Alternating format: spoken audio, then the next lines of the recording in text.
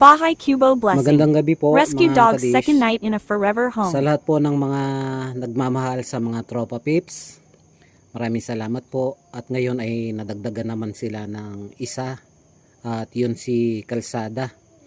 At ngayon sa lahat po ng mga nagmamahal para kay Kalsada, mag-a-update lang ako.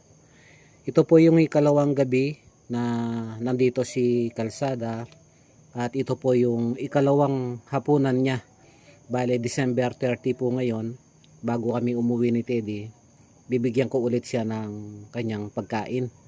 Pero kaninang alas 3 po ng hapon ay nakakain na siya, at sinabayan ko po ng konting gamot na doxycycline. Tira pa ito ni Kuya Jumbo nung nandito pa.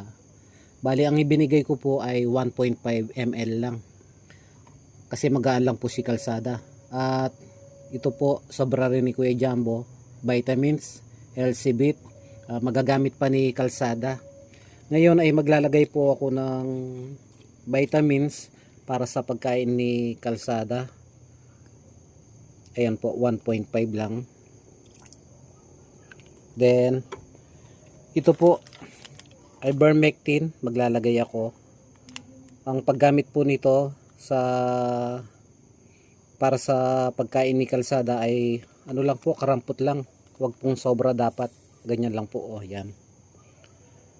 Subok ko na ito, matagal ko na rin ginamit at ginagamit sa mga katulad niya na may sakit sa balat, lalo na kapag walang budget na pangdala sa sa vet.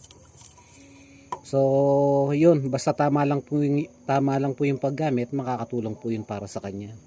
Actually, ginamit ko po ito kay Timo nung nandito siya na may sakit din sa balat, at ngayon ay malusog na rin si Timo. O tara, pakakainin na po natin si Kalsada.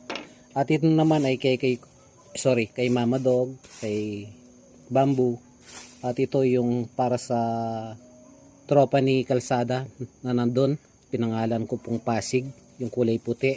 Mag-aabang po yun mamaya dahil kilala na rin ako. Nilagyan ko rin yan ng konting ganito, ivermectin, karampot, para magamot yung kanyang pangangati. Okay, kain na po si Kalsada. Ayan, kumain na po siya. At hindi ko pa rin po pinapaliguan. Bale, pinapalakas ko pa ng konti yung kanyang katawan kasi baka ginawin at magkalagnat. Baka lalong mas lumala. Anyway, salamat nga pala sa nagpadala ng budget para kay Kalsada.